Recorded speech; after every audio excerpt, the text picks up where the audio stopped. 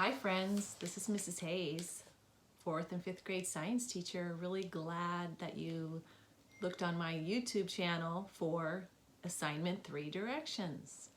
So I just think sometimes it's a lot easier to hear directions and see them than just read about them. So hopefully this will save you some time and help you understand what I'm asking you to do. So last week I asked you to create a nature journal. And I saw so many great pictures that a lot of you posted. I still have to do my front cover. I'm kind of behind you.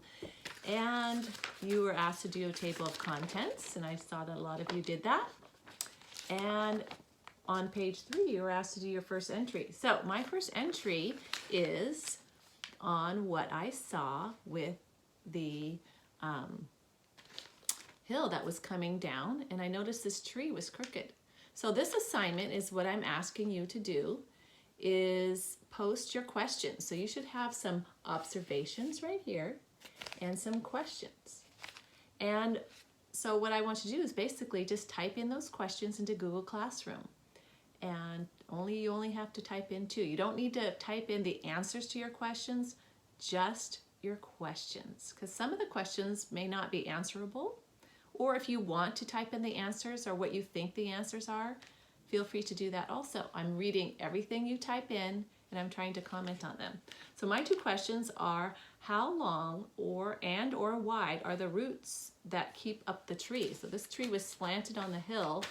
Some of the hill had come down with different sized rocks and dirt. So I'm wondering how long or wide those roots are. Roots can be wide and they can be really deep depending on the type of tree. I'm also wondering if the tree will eventually fall, if we have more rain or just gravity, things like that. So I think it will eventually fall, but just maybe when and what would cause it to fall. Those are my 2 questions. Those are the things I would post on Google Classroom. Right, you can see where you posted. Just click submit or send, and it'll come to me through the cloud. So your second part of the assignment is to go to Edpuzzle and listen to the tutorial on Google Classroom. Now I know a lot of you know a lot about Google Classroom and some of us don't know as much, but I even learned 2 things. And there's a few questions you are to answer just to help you remember. It's a good instructions, and it is a good review for some of you and for me. So those are 2 things. 1 is post your questions on Google Classroom from your nature journal, and 2 is to go to Edpuzzle and do the tutorial on Google Classroom. I can tell if you've done it, so please make sure you do that. It won't take long. I think it's only 10 minutes.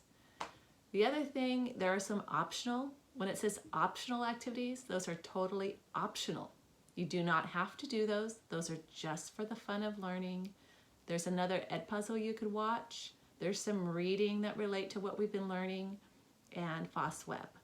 So those are just for fun if you want to. You do not have to do them if you don't want to. Fine. Okay? So next, assignment 4 will be a outside activity again. And have your nature journal ready. Be prepared to write in it and also respond in Google Classroom.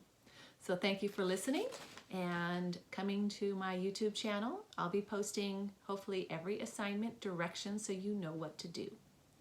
Hope you're doing well. I miss all of you, and take care now. If you have any questions, message me in Google Classroom or you can email me. I'm here to answer all your questions.